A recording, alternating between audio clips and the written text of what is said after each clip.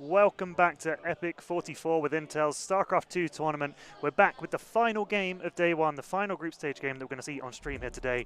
My name's Bollard and I'm joined by a new guest, a familiar face for those regular watchers here on twitch.tv/epicland3.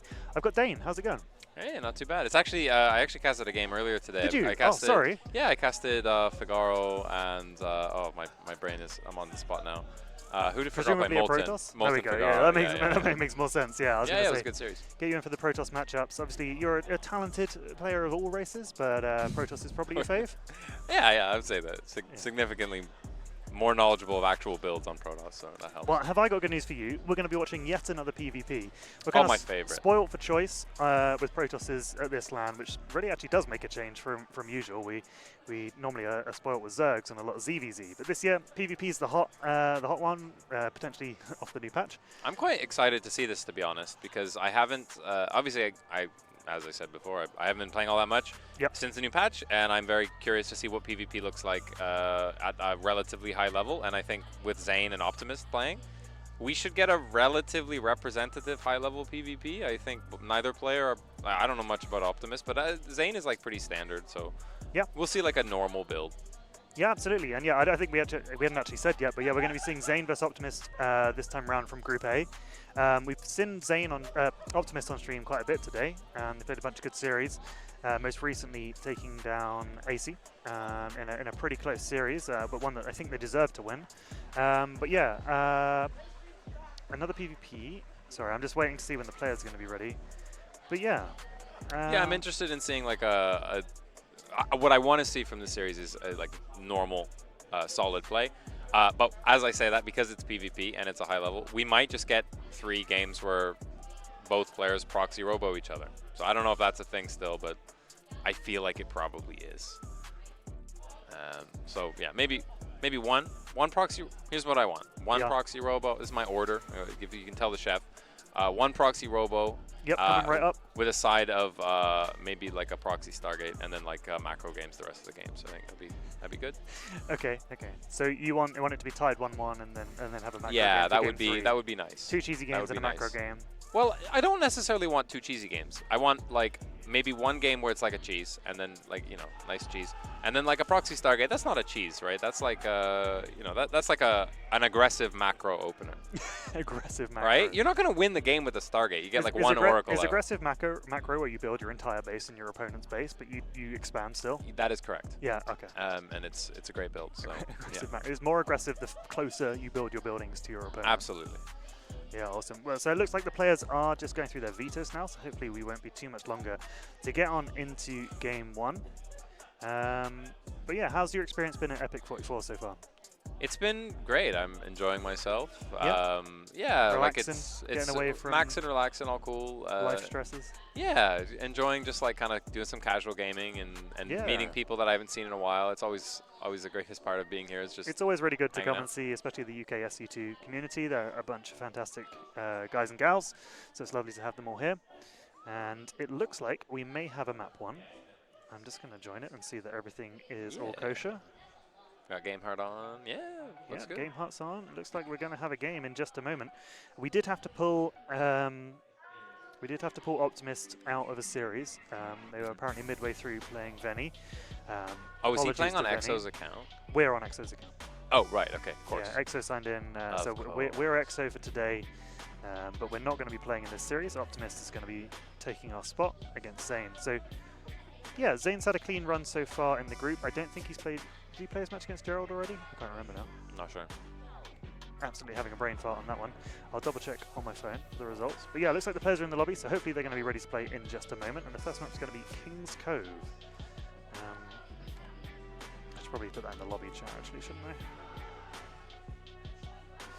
Looks like the players are ready because we're starting the game, so hopefully we'll be in just a moment. I think so. This tournament's quite interesting this year. Obviously, Gerald's strong favourite again, coming off of a win from last LAN. But there's at least 3, if not 4 players vying for that kind of second place spot to kind of match up against him, as we would assume in the grand final. Obviously, things could change.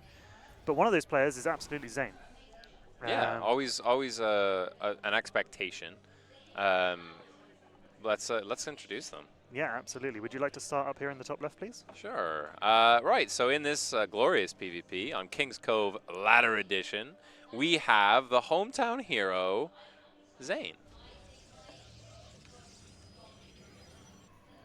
And then in the bottom right-hand corner of the map, someone we've seen on stream quite a few times today. In the red trunks, it is OpTiMiST.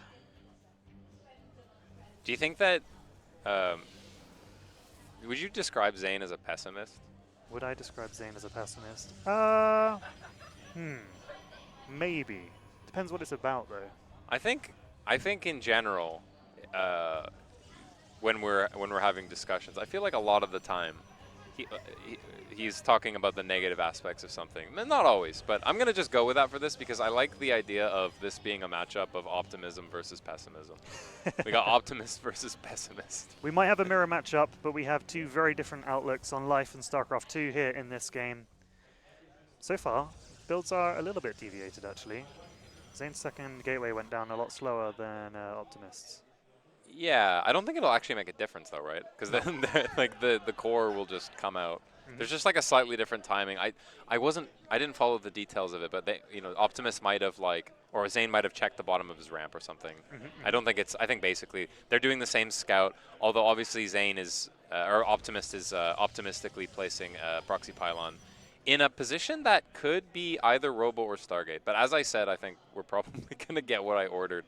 But Zain is not looking to put down a proxy straight away, but he's going to go in here and he's going to see a lack of a second pylon. And so he's already going to have a canned response for this, right? There's no surprises here. He gateway scouted, so he's going to know that there's something on the map. Yeah, he absolutely sees everything, sees that there's no pylon, and he's going to know that something's going out on the map. For now, it's a Stargate. Oh, thank you very much, Chef. This is exactly what I ordered. Your tip will be left on the table. Game one off to an absolute stormer for Dane's prediction. You're doing better than Hart did earlier. Hart was stinking it up with his predictions. Got one right on about the fifth time of asking. So yeah, you're doing a good job on that side. We'll see if this turns into a macro game as predicted, which I think it will. I don't see you don't end games with a proxy Stargate unless it's like really close and it's a void ray, right? Prep's still being cheeky. I don't know if it's scouting or looking for somewhere else to put some different tech, but so it's annoying. If I'm like Zain in this situation, obviously it's always annoying to play against the proxy Stargate because you have to respect that it might be a proxy Robo, so you can't just like leave all your units in your base, right? I love this scout path from the Phoenix of Zain, though. He loves getting these Phoenix really early, and this is going to be so nice for him. He gets 100% confirmation, not only what it is, but where it is, and so he's going to be able to pre-position his Stalkers. Yeah, he's not going to take any damage from this, I don't think. No, he's going to be feeling really good about himself right now. We'll see as this Oracle does come into the main. Well, we say Stalkers, he's actually got 3 sentries. He doesn't have any Stalkers at the moment. The cool thing, though, is like with the battery and like the extra shield damage that the sentries do, I actually think they'll competently defend this. I don't think this is that bad. And the battery finishes exactly in time. It's almost like he's seen this exact thing before. Even going to send out the hallucinated Phoenix to follow it around and make sure it doesn't get up to any Really nice. He's got double battery as well, so and he hasn't transferred any workers yet. He does have a 1 worker transferring, but there's no damage here. This is really nice. Textbook defense from Zain. It's not the end of the world. As I said, this is a macro game, right? So like the main thing is now Zain has to contend with the 2 oracles, which can one-shot workers, so he'll have to be a little careful here. But now he's got the Stalkers, so like perfect second wave of defense from Zain. Absolutely love it. But obviously this is not a cheese, right? As we said, this is just a macro game. So he's tried to get some damage done. I would say Zain is in a nice, comfortable position because his blink is faster. But other than that, it's not the end of the world here. The hallucinated Phoenix being absolute pests at the moment, not letting these oracles get away at all. He's going to know where they are at all time, every time, and he just keeps on setting up more and more of them. These oracles are not going to get away. The nice thing about this, though, is that, he's actually going to take some damage here. Zain uncharacteristically missing a little bit, and this is the power of those oracles. They can just abuse the movement so much, and they actually end up getting a couple kills, but it's obviously still not great for OpTiMiST, right? He's still not got a worker lead and not really a tech league. But the important thing is he hasn't lost any of these oracles, so he's able to keep them alive, and they're going to be usul for the whole game as long as he doesn't lose them. He's so close to losing them, but that's really important. So now he can spam stasis wards all over the place, and I think we're going to end up with, believe it or not, a macro game. A macro game. A nice, stable macro game. 2 for 2 for Dane on the stream. Really good stuff there. And the Oracle does, as you said, get away and safely back to its hometown to meet up with these Stalkers to get themselves a bit safe. I am a little bit afraid for Optimus, though. He's gone for an earlier third by quite a lot compared to Zain, but his blink is later. So he's going to need to rely on these stasis wards, but the first stasis ward already getting picked off. Nice little back and forth there. Zain actually not with a healthy Stalker count compared to Optimus. He needs to leverage the power of those sentries in order to trade evenly. But once his blink is done, he's going to be in a nice position to have a little bit of a tech advantage. But I don't know if it's enough for him to actually break that third. So I think Zain is not really going to be able to get too much done with this. Yeah, a lot of stasis wards going down now to make this defense work a bit better. Zain triggering one with one Stalker very cleverly there, just making sure he doesn't get the whole army caught. And we'll see him trying to poke in, but there's a lot more stasis wards to work his way through. Triggers it again. Going to use those force fields to try and silo off some Stalkers to capture. The middle mouse is catching me out. Yeah, nice micro from Zain so far. Does manage to trade relatively evenly. But he is actually going to be really aggressive here and actually go right after these. He knows that he needs to do some damage here because this third is a little bit too fast. But that blink into the stasis ward, what a massive stasis ward for Optimus. Is this good? Like, you've caught all of them. Like, you kind of normally you just want a few, right? So you can siphon them off and win the fight handily against the rest and then clean them up when they come out. This is like so many Stalkers that, with the warp, yeah, you can warp okay. it. Yeah. It's not a great. And I think he blinked into it, so he might just have to does the fight blink here. not cool down? Yeah. While they're stasis, No, it's frozen. It's a little bit annoying, yeah. And now it's blink v blink. Good blink. Is it blink v blink? No, I'm losing my mind. There's just a Stalker on the low ground. No, this is actually insane for Zain. This was a very much a you're trapped in here with me moment. But it's actually in the end, actually with the warpins, because Zain doesn't have the warpins, it ends up being fine. I have completely shit the bed, and we've missed the Oracle's killing 13 probes on Zain's side of the map, which is absolutely huge. Optimus with a huge probe lead now in this game, and actually looking better for the worse out of that engagement. Yeah, that was a really nice heads-up play there from Optimus, realizing, you know what, you've not got Blink off cooldown. I can probably just warp in a bunch, and I can handle this without very much micro. I'm going to go and kill a bunch of workers with the Oracle. So this is why I love the proxy.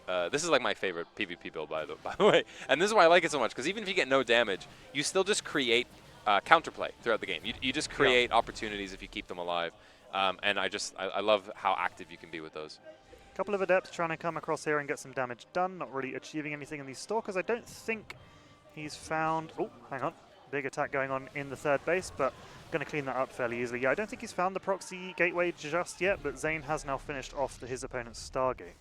Yeah, so I'm looking to see what advantage Zain is going to be looking for, right? You're in an awkward position. You're down in workers in a mirror matchup, so it's, with the symmetrical races and the same tech and the same units, it's kind of difficult to find an edge. Optimus has more money, and he has, I think, a relatively big army, but he doesn't have Immortals, so I guess that's the advantage Zain has, is that he's got like a more complex tech tree, so that might be the way he gets back into the game, building a higher quality army. Yeah, we saw the Immortal arrive, and Optimus was like immediately like, nope, I'm out, that's me done for this fight. Does have charge finishing up, I think. I've realized I've left it on units for ages instead of production. I do apologize, it's my first observation of the day. You're gonna have to give me some slack. But yeah, we're kind of settling into that middle game now. Both players trying to expand a bit more. Optimus now up to 4 bases to Zain's 3, and Zain will eventually try and get this Expo down as well. Yeah, I think it's not the end of the world, but I think definitely if you're Zain in this position, you're scheming, right? He knows he's behind, so he's got to be thinking, right, the onus is on him to make a play to keep this game even. Now, one way that I could see that going is to just drag the game out, right? Just drag the game out as long as possible, take it to the late game, and the longer it goes on, you can sort of level it off, right? You get more workers, and you get 4 base versus 4 base, and you get equal upgrades, and then eventually you take a good fight, and it's not looking so bad anymore. Yeah, you're right. He's a little bit behind now, but he probably backs himself mechanically to get out of that deficit, and as you said, even it up over the long term, which seems like the smart choice. So don't want to make any rash decisions. Don't want to feel like you have to all in or anything like that. He's not that far behind where it's going to be a problem for him going into the mid to late game. And the way he's going to try and get an edge is just by sending in like a couple of Adepts at a time, just to be annoying. But if they get trapped in a stasis ward, yeah, that's frustrating. That's gotta hurt. Hey, this is my one way of getting back in the game, and it's gone. Yeah.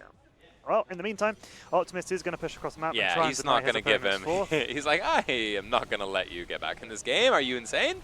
Yeah. But you know what? Like, Does Zain have charge? I don't think he does. Those No, look he like doesn't have slow time zealots.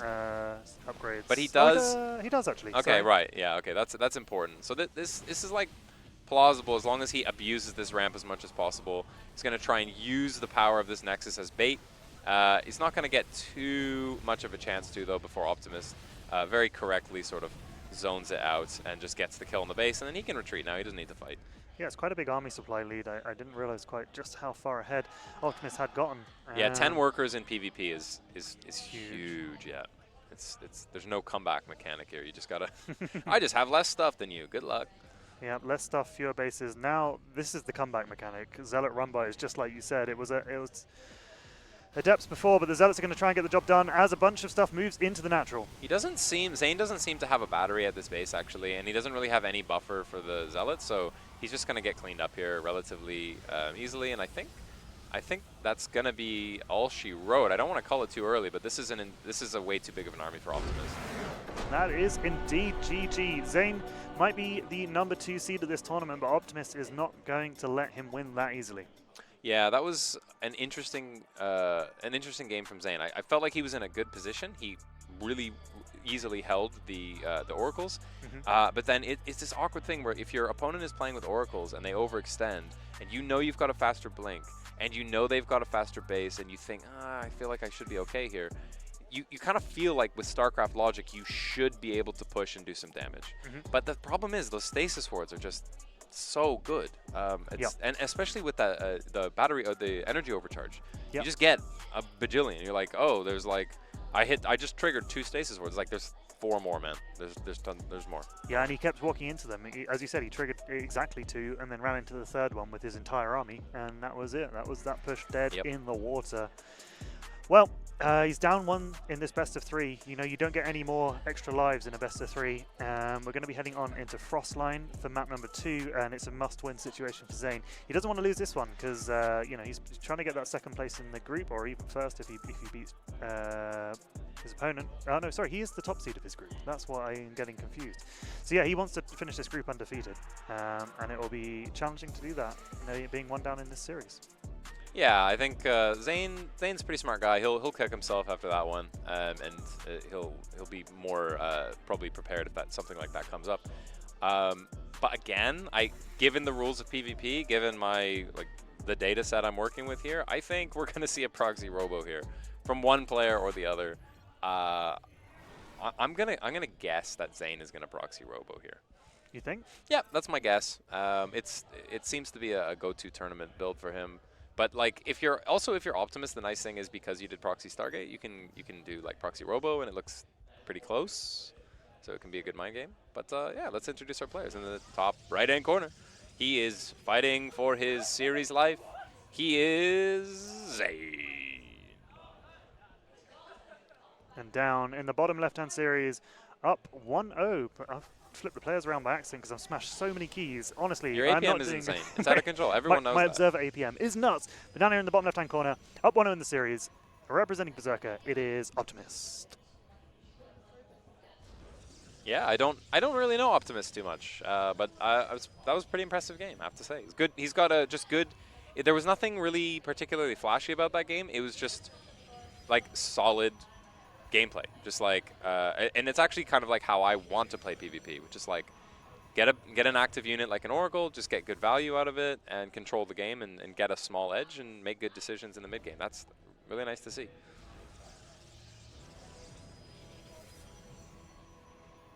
All right, see the probe scout coming across from Zain very early. Didn't want to get caught out by any shenanigans. You know, when you're 1-0 down in a best of 3, it's a best of 1 at that point, and you don't want to run into anything too unsurprising. Meanwhile, OpTiMiStC scout is significantly later, but is slowly making its way across as well.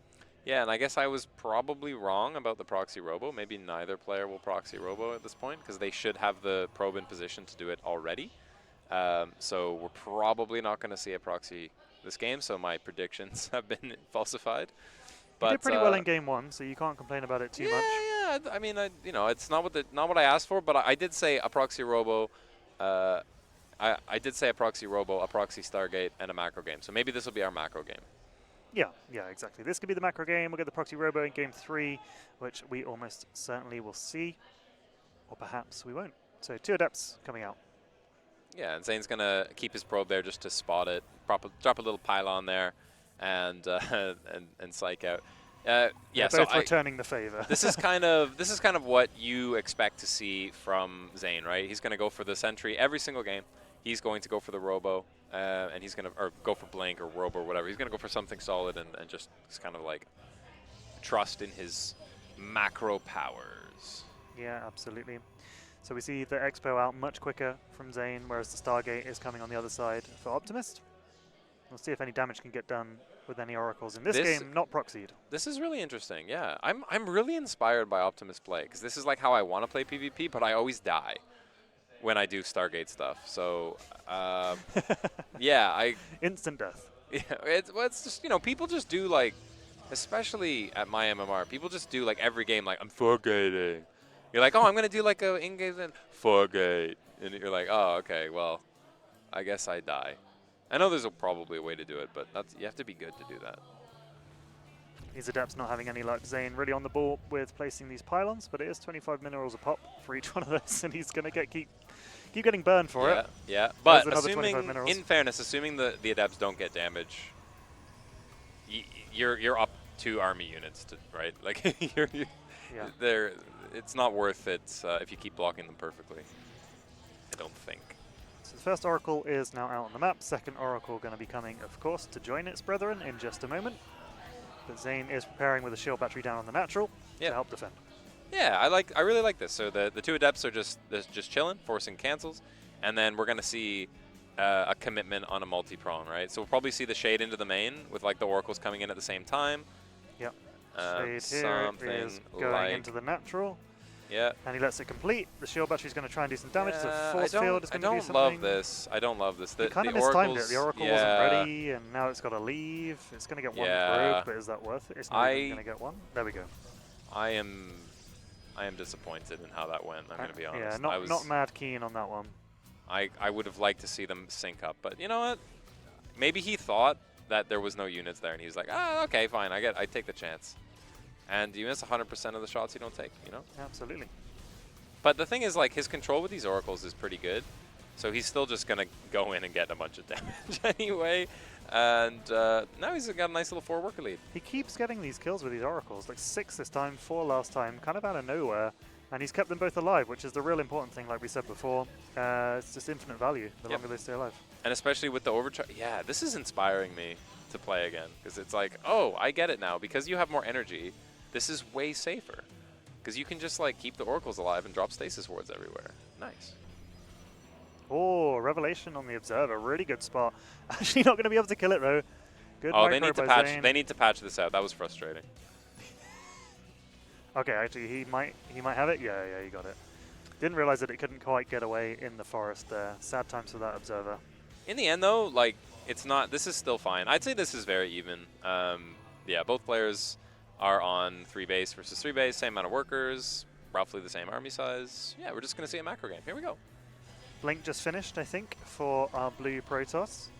And on the other side, what upgrades are we looking like for Zain? Nothing. Nothing at the moment. Just no, he's gone Robo, so he's just relying on the power of Immortal. Yeah, respect it. Big respect. Gonna need to get a new Observer off the first one, bit the dust. Won't be letting that happen again, I'm sure. Another multi-pronged attack here. The Stalker's going into the natural. The Oracle's either going to fly by into the main. That's a very nicely placed pylon from Zain. I wonder if he saw it. Yeah, he must have seen it. He's already pushing back the attack into the natural as well. Manages to force field off one of the Stalkers that was trying to get in. And 2 Stalkers still waiting in the main. They've been there since the previous time the Oracles tried to attack. Yeah. They've just been chilling. Yeah, when you know there's 2 Oracles out, you basically just have to leave 2 or 3 Stalkers in your main just the whole game until the Oracles are dead. Because, like, what are you going to do? You're gonna build a cannon? No, you're not. Yeah, I think I've got a visibility hotkey. Yeah, so you can see Zain's got, like, both of the kind of flight paths into his base covered with this pylon and then with this Observer on the other side, which is pretty cool. Yeah, I like it. See if the Oracles manage to get through the south side. There is a little bit of a gap here into the natural, which he's immediately identified and is currently plugging with a pylon. So Zain is absolutely on the ball. But if that's where your gap is, then you should have your units in the... Yeah, so he's got a Stalker there, right? Because there's a gap there. Battery, So like that's kind of like that's actually a little a great little learning opportunity there, right? That's a really good example of you get vision around your base, and then you put your units where you don't have vision, and then that's just like basic defense. That's basic Starcraft, baby. We love basic Starcraft. So OpTiMiST, interestingly, was slower to get a third, but quicker to get a fourth. Feeling comfortable with the map control that the Oracles provide, perhaps? Yeah, he's definitely seeing the bright side of the situation, and you need to stop. You need to be stopped. I will not stand for this any longer. Oh. Don't worry about that, it does that. Yeah. Don't worry, sometimes the computer There's a little bit dies. of tech issues over here. The stream's still Gucci. Yeah. Oh, missed a bit of action here with another hallucinated Phoenix biting the dust. Yeah, so what do you think of the positions of these two players right now? I mean, look at the big number. The big number's pretty even, so I'm going to say it's quite even. That's the level of my StarCraft 2 analysis these days. Okay. My level is that is Zain the army positioning is for bigger. like an all-in or something? Yeah, Zain has cut workers at 54, and Yeah. he's going for a big army. So I think Do you think OpTiMiST has identified this though? While he has the map control, he's not really. Oh, that sucks. that is definitely a bummer. As Another stasis ward, really Oh, putting he's Zain in gonna an lose. awful He's position. He's gonna going to have to lose take this that. fight, and he can't take this fight because he's actually really out army supplied now. the Force fields stasis are ward's bad. coming down potentially. There's an Archon in here deleting everything. Yeah, this is really unfortunate. We need the stasis ward to end, unfortunately. But this is still looking pretty good. Wait, okay. It's still not too bad. The issue is that the Warp Prism is gone. So now OpTiMiST can just rely on Warpins. Yeah. And yeah, not having a Warp Prism is actually a real. It wasn't game-ending damage, but it has completely murdered this attack. And the problem is now Zane's just behind on workers, right? There's no upside to this. He does have his fourth established. At least he was expanding behind it, but he should have got a lot more damage done with that. Yeah, if you had perfect information here from Zain, you would go attack again, right? You go like, oh, I've got a bigger army, and I'd actually trade it pretty good there. But at the same time, oh, he's waiting for +2. Oh, he's going to have a way faster +2. You definitely just hit with +2. He's doing a Zealot run by to the north, and then he's going to push with the main bulk of the army to the south. This is nice. Okay, this is really nice. Although, really good scouting there with that probe and that Zealot on the other side of the map. The thing is, with the Zealots, with +2, it's going to be really hard for OpTiMiST to actually trade well against these. He's going to lose this fight, for sure. And then this run-by is now very difficult to deal with. Absolutely decimated. Even though there was an even number of supplier Zealots, you're right, the upgrades made a huge difference. And that's going to be GG. You saw those Zealots, so I can't deal with the +2. That's it. Yeah. I'm out of there. Yeah, the +2 really doing work in there. That, again, another great little learning opportunity. Just playing around your upgrades. He's like, oh, I got faster upgrades than you. I'm going to just play around a +2 timing. And, you know, that stasis ward was really good. Yep. And it was nice for OpTiMiST to capitalize on it and pounce. Yep. But at the end of the day, +2 is +2. +2 is +2, baby. Get in there and get the job done. And it's nice, very simple, elegant StarCraft from Zain. Love to see it. Yep. And it ties our series up 1-1. So Does tie our series up 1-1. It's another quick GG timing from OpTiMiST, though. I mean, he was in a pretty rough spot. I didn't see quite how the fight on the other side of the map had gone. Yeah. Maybe he saw like the tech advantage with the Archons and definitely the dead. Immortals. He had a small, yeah, he was probably getting dead. clapped on that side of the map as well. He also didn't know that he was ahead in workers. Yeah. So which is why you probably should have stayed. But I can kind of see it where you're like, oh, we're playing a macro game and I just lost my one of my bases.